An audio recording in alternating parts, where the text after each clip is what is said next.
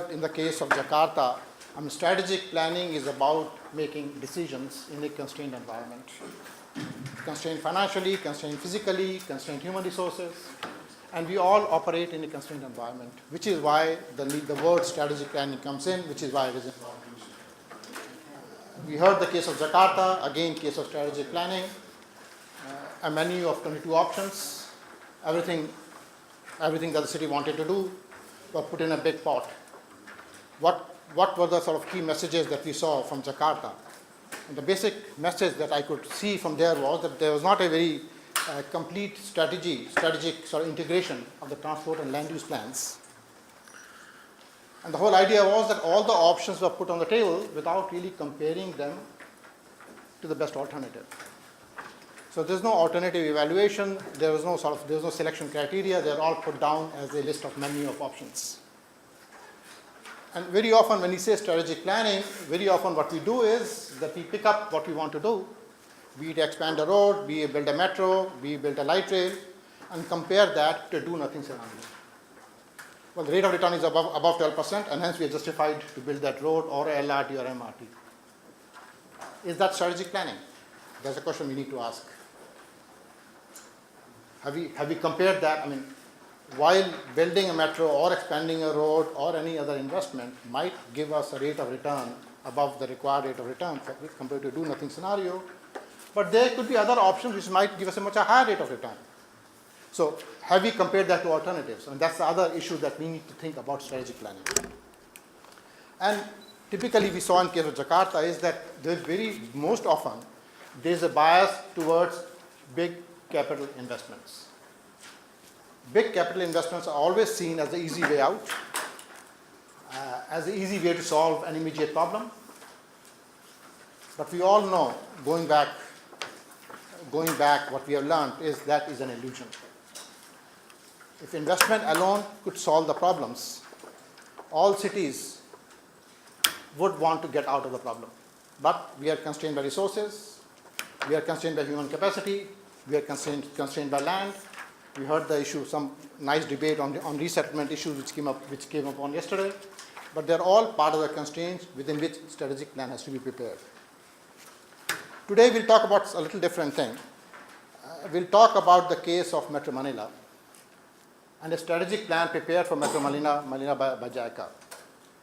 And what we have the pleasure of having two experts from Department of Transport from Metro Manila, and I would welcome their comments or insights of what went on in the preparation of that plan as it seemed fit. We have DLA from Department of Transport in Manila, and we have Iris also from Metro Manila Department of Transport.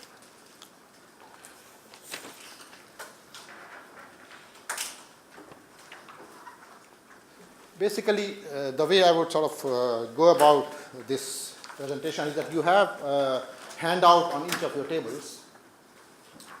They're sort of two separate handouts that are both put together. The first is a very broad sort of understanding of strategic plan, more of a conceptual background.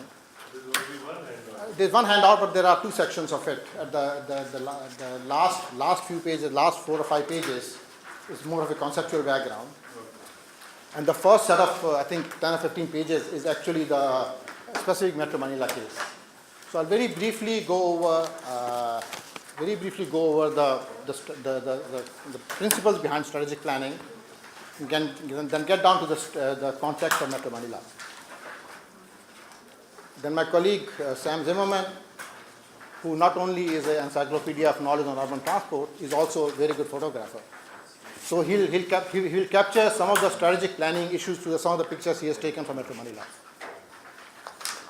After that, what we'll do is there are a set of questions which are also there in your presentation.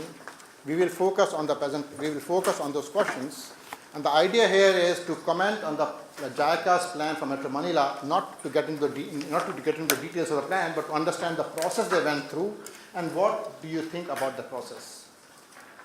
This is a plan prepared very recently, 3 months back, and we thought this was a good idea because I believe in all the cities we work in, we face the same issue. There's some donor, some bilateral donor, some agency comes in and prepares a strategic plan. And these strategic plans are prepared over and over again. And if you go in any city we go to, we went to one city I won't name which one, and we went, a typical World Bank expert, going there asking them, do you have a master plan? The response I got was, how many do you want? So this is the nature of strategic plans, that we prepare strategic plans. Every city does that, and they remain plans on book, on paper, on the shelf. I guess we walked through this process in Metro Manila to understand what is the process, what was right, what was not right, and what could have been done differently. Very briefly, strategic planning, as it says, the purpose is to serve very strategic decisions. Two decisions. One is investments which go beyond 10, 20, 30 years, long-term investments. Expanding a road, building a metro, building a BRT, these are long-term decisions which require a strategic thinking. The second set of decisions relate to policies. Fuel taxation, we have been hearing about fuel taxation. Road pricing, bus regulation, fare charging. Now these are policies which do have a long-term implication. So these are a part of strategic decisions which need to be taken in the interest of making the right decisions. Okay. Major investments, as I said, rehabilitation of the system, new roadways, big enhancements. Now these are the kind of investments which require kind of strategic planning, need to look at alternatives. Is it the best decision? Is it the best use of resources? Is it the best way out of the specific problem that we are looking at? Policies, institutional reform, setting up a Jakarta Transport Authority, public transport fare policy, should the fares be increased, traffic management, transport finance, fee. So these are the kind of policies which are part of the pool of strategic decisions which need to be made and which do have a long-term implication. Broadly, this is the circle, what we call a circle of strategic plan. I mean, it starts with a vision. What do you want your city to look like? In case of Seoul, we saw their strategic vision is to economic growth and sustained transport. That is their strategic vision. And the goals, objective that Seoul they're trying to address is timely transport investment, stable funding, ICT, and transit-oriented policies. Now, these are the policies, these are the principles they want to use to attain the specific objectives they have, which is sustained transport development. Once you have the vision and you have the goals, then you define the policies. What is the starting point? What is the problem you're trying to solve? Is it congestion? Is it pollution? Is it safety? Is it environment? Look at the diagnosis. What is the problem we're trying to solve? After that, you identify various menu of investment, menu of options which could probably address those specific problems. Followed by that, you analyze them, you evaluate them in a very strategic, broad sense. Once you've done that, then you have decision on very strategic plan. That is where you do some basic feasibilities at a very aggregated level. Again, feasibility, one should be very careful here. Before one gets down to the feasibility stage, one should be very clear about what is one trying to study. As again, Sam keeps reminding me that if you start with the feasibility, engage a consultant to study the feasibility of a plan, there's not a consultant in the world who will say that the project is infeasible. He's getting himself out of job. So the word to say that we have studied this project, we have done the feasibility study, and that project is feasible. Now, what does that mean? What was before you got down to doing a feasibility, what were the alternatives you came down to decide that particular investment based on which you did the feasibility? So one should be very careful about making sure that the whole menu of options have been looked at before you start doing a feasibility study. After that, you do priority setting. You have a menu of specific sort of defined from on a specific corridor, heavy demand. They need to meet a lot of people. Other people move by buses. Is it LRT? Is it a monorail? What are the different possible options which could serve the problem that you have in mind? Once you've decided that, it's only after that you actually get down to detailed designs and implementation. Then you do the monitoring and back to the strategic vision. So this is a very, very broad cycle which starts with the vision, what do you want the city to look like in 30 years, 20 years, followed by what are the key principles which will address those vision, followed by the menu of options which you think will solve that problem, and then look at all the alternatives required to solve that problem. What makes strategic plan effective? This goes back to the old US highway rules. We call them 6 C's. This should be comprehensive, cooperative, communicated, connected, championed, and continuous. Let me very quickly go over these words. The reason we need to look at the entire metropolitan area is, as I think we are all transport planners here, we understand that when people travel, they don't limit themselves to one jurisdiction. They cut across boundaries, they go from one municipality to a second municipality. So to talk about a transport plan, one needs to look at the total metropolitan area and not just limit to specific jurisdictions. And this point, as you will see later, is important because each city, like in Metro Manila, each city has its own mayor. So how does one cut across, how does one prepare a plan which sort of satisfies all the 17 jurisdictions and prepares the plan which cuts across those municipal boundaries? Then there are quality of life issues, transport, land use, environment, spatial. So it is, to solve a transport problem, you need to look at all the other sectors which have an impact on transport. Then of course multimodality. When we say transport, it's a rail, BRT, buses, formal buses, informal buses.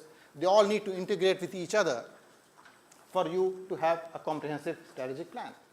When we talk about strategic plan, an issue which is often ignored, to think about who are the stakeholders in the game, which is not just the Department of Transport or Ministry of Energy or Ministry of Finance, it is all the people who are likely to be affected by transport decisions. It includes NGOs, it includes environment, it includes civil society. And I think that's one of the key issues in making any plan, in making any strategic decisions, which is often ignored, but is a very critical part of a strategic plan. Again, communicated, two-way communication. Very often we make the mistake of making the plan, holding a forum and communicating that in public, this is our plan. That is not a two-way communication, that's a one-way communication. But two-way communication means that you need to involve the people, the stakeholders at every stage of project design, not after the design has been completed. So that the feedback and input from the people can be well reflected in the plans. I mean, let's face it, the basic one, and this issue came up yesterday regarding the settlement. One reason we have the most problem with this settlement is that people don't have confidence in public agencies, fundamentally. So anything the public agency does, people don't have the confidence. They think that their interests will be undermined by public agencies. So to give that confidence, two-way communication is extremely important, without which it's very difficult for any plan to succeed or to have the ownership of all the stakeholders. This is often ignored, often not taken account of. This is often, for those cities which have done a BRT, are well aware of this problem. Starting from Delhi to Johannesburg, to even Jakarta, to even Bogota. I mean, plans have succeeded or not succeeded based on how well are they communicated. Bus fare increase, you increase the bus fare without communicating right, and the next day buses are burnt. Again, the problem is not increasing the fare, the problem is not communicating it right. So communication is extremely important for making any strategic plan. Legally connected to decision that matters. What it means is that it's good to have plans, but if the agency making the plans have no executive decision to implement those plans, and the agency actually responsible for implementing decisions does not respect those plans, of what use are the plans? To say that we have got a very good plan, we have got a ministry, we have got a department to create the policy and planning. But does that department have binding power? Does it have teeth? Does it have the power to influence those decisions on the agencies which actually implement those plans? Unless that connection exists, those plans will never be implemented. Continuous, again, monitoring. It needs to be continuous monitoring. Where is right, where is wrong, how do you feedback, what lessons do we learn from it. Partly what we heard in case of SOAR, data collection on a very regular basis.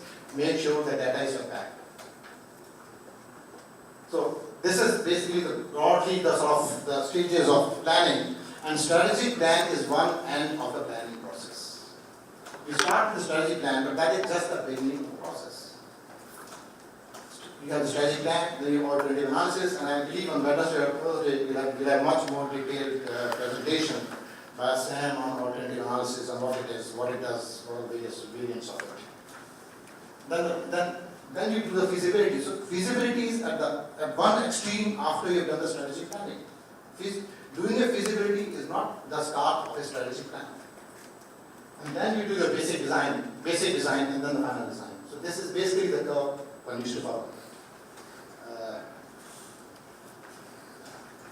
Now, very briefly, with this sort of context on the principles of strategic plan, very briefly I will talk about the context of Metro Manila, followed by the actual JICA master plan that they prepared for Metro Manila.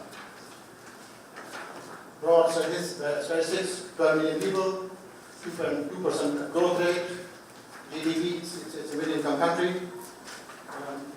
Transport consumes over 70% of the petroleum products. It's very important. As you think through the questions, this will be an important point. It already is consuming more than 70% of the petroleum products. Auto ownership growth is 4%, which means every 14 years auto ownership doubles.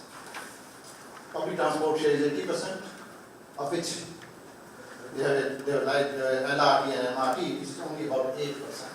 And the remaining 70% is buses. The remaining 20% is public transport, private transport, and other modes. Historical context. This is going back 40 years. There is, she can probably correct me if I go wrong anywhere. The first plan was prepared by 1973. And what a surprise, who did that? Predecessor to JICA. Prepared the plan 73.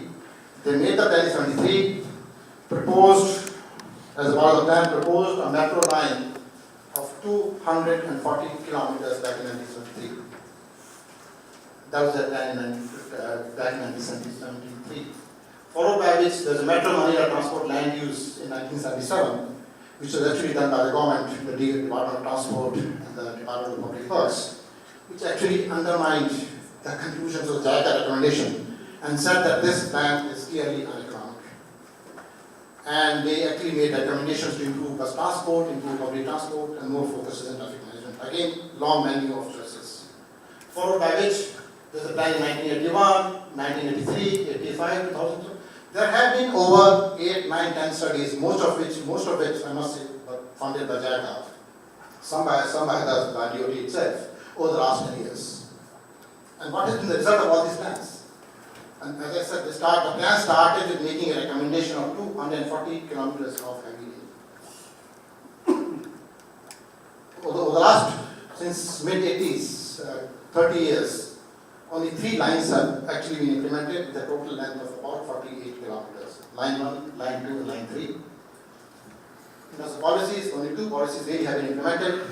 First is the route measured capacity. It actually defines the number of public transport buses which can be operated on any specific corridor based on the demand on the corridor. And they use the route measured capacity as a formula to issue franchises to buses. That's it. There's a lot of, that was evolved in the mid-80s and is used till today. But as now, the Department of Transport is looking at it, there are a lot of problems with it, but that's one of the policies which has stuck for the last 25 years. Other is the vehicular value introduction program, which some other countries have used also, which is again using the odd and even registration plates, allowing debarring vehicles with odd or even number registration plates into the city on every alternative. So these are the 2 main policies which have been implemented over the last 25 years. Probably these are the, just to give you an idea about the city.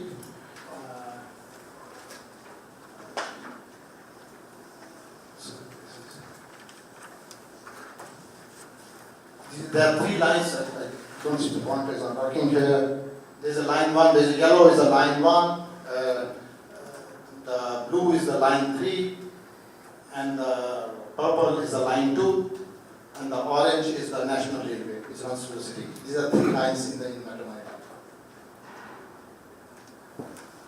What has been the investment over the last, in the year 2012, just to give you an idea about the investments. DPWH is a Department of Public Works and Highways, which invested about $400 million in road investments. Then LGU is the local government units, all 17 of them put together, basically focusing on local roads, which is about $76 million. We have the MMPA, which is the Metro Manila Government Authority, set up in mid-90s, basically to set up, to oversee, to sort of coordinate all the 17 local government units, not functioning very well. It has its own that's another political issue in the city, but they are basically responsible for traffic management. They have invested about $30 million. So in total, investment in 2012 was about $482 million in the city. At national level, sorry, it's not 2%, it's 0.2%. There's a mistake there. So 0.2% of the GDP is going into investments in 2012. And our operating subsidy to the 3 lines that we saw, line 1, 2, and 3, was about $167 million in 2012. Just give you an overall context of the city and where the city stands, the population, the geography, the investments, the past history. Now, before I go to this JICA plan, I'll request Sam Zimmerman to briefly give some more context on Metro Manila. That help you sort of understand the plan and probably guide you in thinking of the choices. Okay.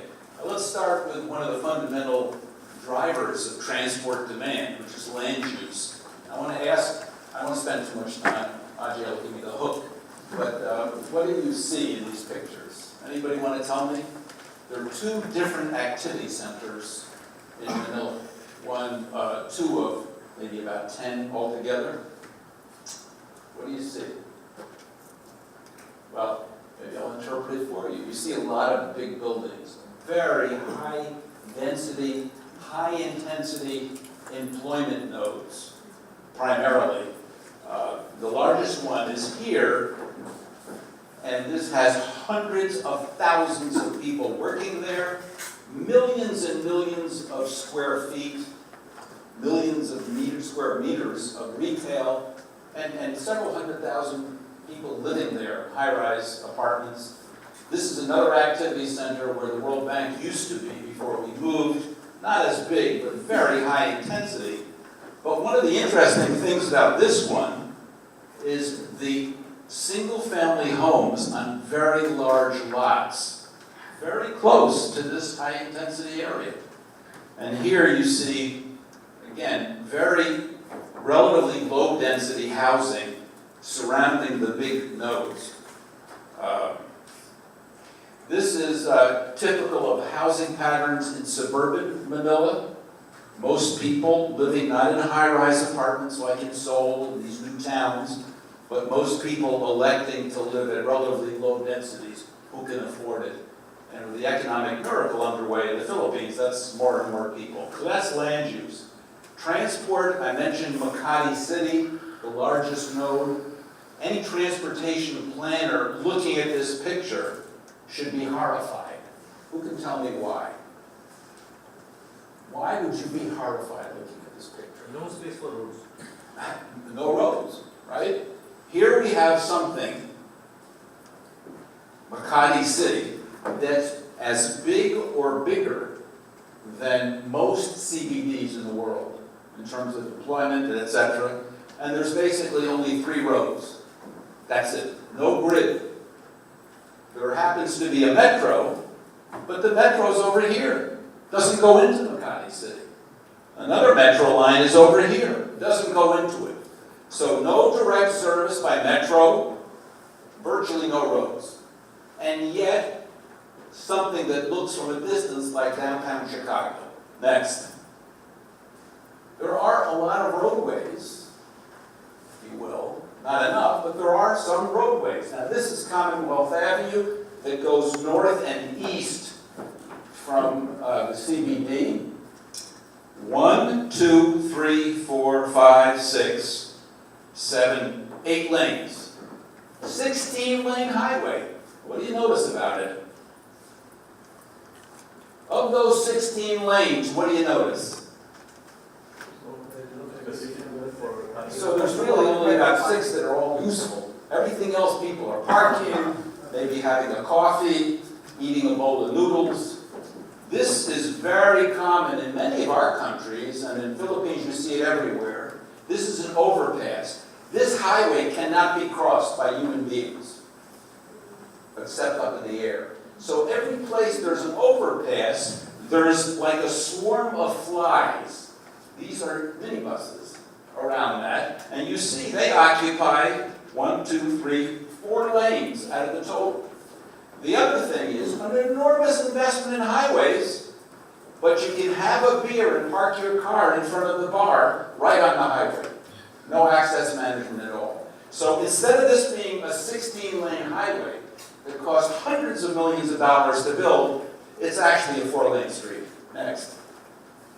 Now I mentioned jeepneys. You see here, and Ajay alluded to it, this is the main street of Manila. It used to be a ring road. And what is most of the traffic that you see? Remember, only 20% of all trips are made in private vehicles, 80% in public transport. But public transport, most of these vehicles are these minibuses called jeepneys. So they get virtually no road space dedicated just to them, but they're carrying 80% of the people and only a couple of percent of the vehicles. Next. Bus system. OP talked about a look at diagnostics. We have enough buses compared to peers. Manila is overwhelmed with buses, right? This is right behind the terminal, right behind the former World Bank office. And what do you notice about this? Horrible conditions, horrible. If someone collects fares here, they're operated by private contractors. You rent a bus for the day, and you have an incentive to stay as long as possible at a busy stop, right? But if I stay here as long as possible to get more customers, what happens to the buses behind me? So this is actually a bus lane, but it's almost useless. Too many buses, too many routes, bad behavior, virtually no enforcement. And over here you see a picture of a similar area. Lots of buses behaving poorly. Next. This is what the stops look like. This is what we subject people who use public transport to. You see here, nowhere to wait. Again, this phenomenon of any time there's an overpass, they're sitting here in the rain. And you'll notice most of these people are in the rain as well. So 80% of the people use public transport. Very little money is spent on them by the public sector. Next. These are those jeepneys, and of course, what do you notice? Again, the traffic stream, the thing that's maybe causing a lot of our congestion is by public transport vehicles, not by private vehicles. Could we do better? The answer, of course, is yes. And you saw this on Commonwealth Avenue, but here's an extension of Commonwealth Avenue. It's called Quezon Avenue, coming into the city of Manila. This is a welcome sign into the city of Manila. And here you see 1, 2, 3, 4 lanes, and the jeepneys have 1, 2, 3. So there's only 1 lane to actually move cars. The rest of it is functioning as a jeepney stop, minibus stop. 1 lane out of 4, useful for moving anything. Next. Metro. There are 3 metro lines. 2 of them are at capacity, jammed to the gills, as you would say if you were fish, jammed with people. 1 of them is not exactly jammed to the gills. So that's line number 3, which is a circumferential that goes around the city. Ring Road, Metro. Next. And here's an illustration. Very hard to get more people on at any time of day. And it's clearly an impediment, and as we'll see in a second, is particularly an impediment to which half of our population, that crowding. Which half would never want to use it if they had an option? Women. Why would a woman want to? Look at this. Can you imagine? Next. This is an end-of-the-line station in Baclaran. It has looked like this. I took that picture in 1995. End-of-the-line station. Yes. So instead, or maybe it was a little later, but around then. So instead of that picture being one of a convenient modal transfer between buses and trains, it's a place where people are selling underpants and 2,000-year-old eggs with the occasional toothbrush. Right? Nothing is wrong with that, but you spend billions of dollars and you can't get people to it. Next. Another picture of the metro. The lines were built by independent institutions. Line number 3 was a triple P. Line number 1 was built by a transit authority. When I first came to Manila, and then into the early 2000 period, there was no way to walk between line number 3, the ring road, and the original metro line, line number 1. You walked down the street. You attempted to cross the street. Then someone built an overpass. So if you get off a train here, you have to walk to here, climb upstairs, walk across that ring road, walk down again, and then you walk along an elevated walkway next to the shopping mall. Then you walk up the stairs again, across, up, down, over. Roughly 300 to 350 meter walk. 2 level changes. No protection from anything. Okay, that's the interchange. Next. This is how we treat pedestrians in the Philippines. This is a way to go from one side of the ring road to the other. This distance here to here is around 5.5, 6 feet. So while a lot of Filipinos have no problem doing it, I can't do it. I can't walk without going like this. And of course, it's dark in there, and it's a perfect opportunity for people to sell toothbrushes, whatever. This is the main access egress sidewalk from that metro line number 3. One of the busiest stations on metro line number 3. If you want to get there from these 60-story office buildings, look at this. If you're fat, forget about it. You can't get through there. You have to go like this. Okay, so that's that. Now, I mentioned half the population. Do we have a woman transport problem, or gender and older people transport problem in Manila? Huge. Now, this is a taxi line. They're called FXs, which are Toyota vans, air conditioned. Now, why do you see only women in this line for the queue for the taxi? Because no woman in her right mind is going to want to try to stuff into the subway in the peak periods. And the jeepneys and the buses are better, but not so much better. Next. And you see what happens here on the subway. This is not the subway. This is an elevated line number 1. They've tried to partition it so 1 out of 4 cars is just for women. And this is almost, to me, says it all. This woman is walking in a main street in Manila, one of those major arterials. We don't have so many. So she's walking in the street carrying her baby and her son, while someone here is selling a pizza. This tuk-tuk 3-wheeler is parked on the sidewalk. There are people with parks. The stores are almost at the edge of the street. So pedestrians walk in the street. So not only does that make it more dangerous for pedestrians, but it also takes the street away from any other use that the street might make. Now, why do we bring this up? Why are we showing these pictures? The question is, and Ajay will get into it, are these issues accounted for in the strategic planning process? With this background of where we start, what is the starting point, what is the history of Metro Manila? Here is JICA preparing a plan, strategic plan for Metro Manila, started in March, finished in July. We'll go through the plan. There are quite a few slides as you will see, but I'm not going through the details of it. The important thing is, I'll point out a few slides that are important. And there are a series of questions after that. Was the process right? Were the basic principles followed? What could be done different? That's the whole sort of objective, and that will go on for discussion. So basically, the objective was to formulate a transport infrastructure roadmap for sustainable development of Metro Manila region. I'll go through it very fast. You have the hard copies to consult in case you want to look at any specific numbers. What is important to see here is as a part of the preparation of the strategic plan of billions of dollars, in the name of consultation, these are the series of meetings they had. And if I have questions on this later on. Broadly, economics of Manila, I haven't gone over that. These are important. What are the principles they are trying to address? Issue number one, continuing urbanization, management of population distribution. Number two, degrading environment. Number three, large number of households who need affordable transport. Number four, traffic congestion cost. Now, we'll come back to this slide later on. Just notice the assumption that I'm making here. The traffic passenger demand increasing by 13% over this 15-year period, while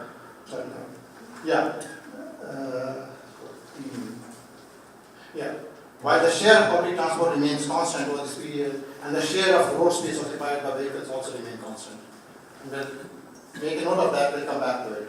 These are reasonable assumptions. Number five, need for improved urban management.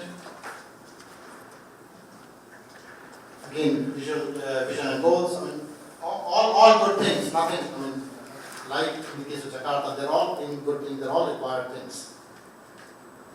Key development strategies. Again, the vision from a monocentric city that Mark also alluded to as part of Jakarta discussion. The idea is to create multiple centers in the city. Good approach, good idea, good principle. Proposed transport network. Again, the proposed transport network of Manila.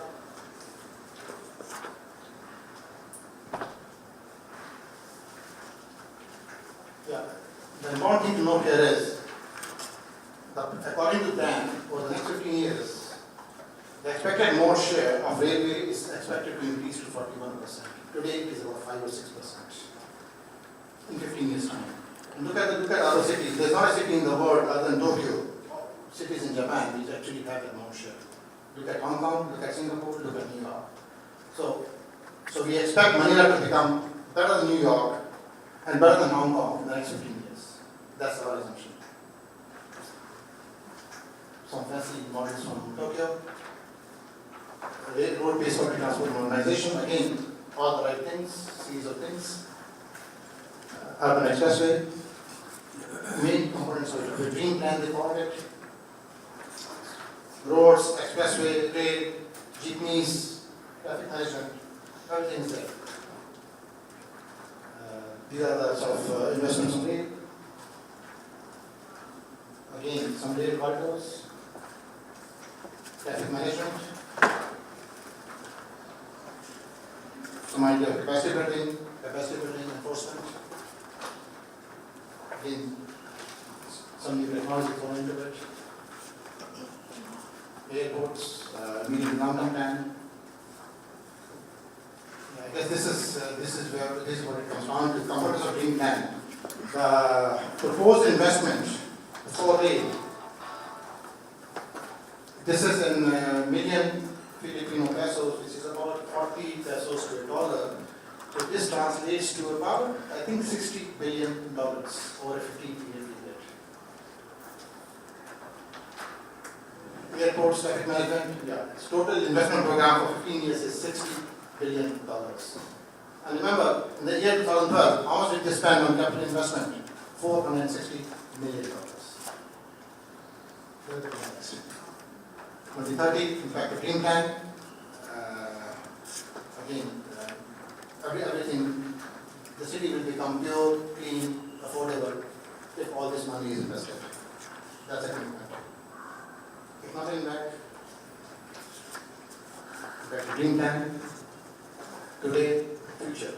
Now remember, when we look at the today and future, how does the future relate to the plan? They had the earlier vision, number 2 and number 3, where they had talked about decentralization and creating multiple nodes in the city. Now does that, we'll come back to that as a question, will this investment plan support the vision that they identified early on, which is creating multiple self-contained centers in the city?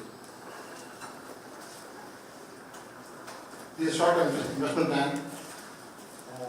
What came in under 2016, and the year 2016 is important in Philippines, because that is the election year. the national elections in 2016. So everything now is decided by what can be done by 2016.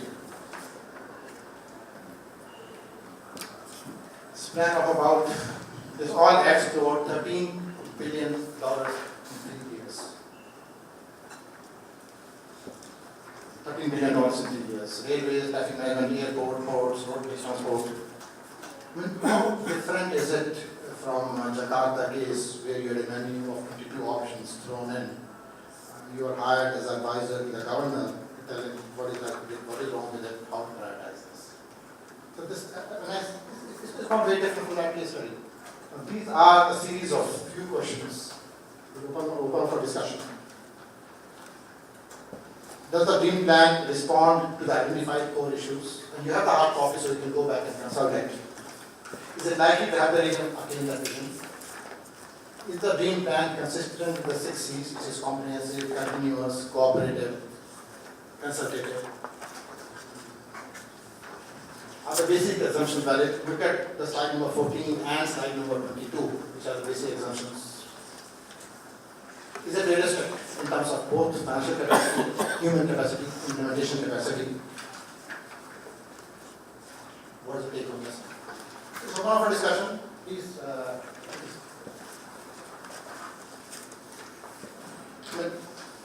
The focus here is the reason we picked it up as a case study, sort of a case study discussion, is that all our cities go through this process. In the last 20 years, I've been working. Every city I've gone to, from Africa to South Asia to East Asia, there's some plan sitting there. Then at some point in time, by somebody, by some big consultancy firm, which talks about creating sustained visions.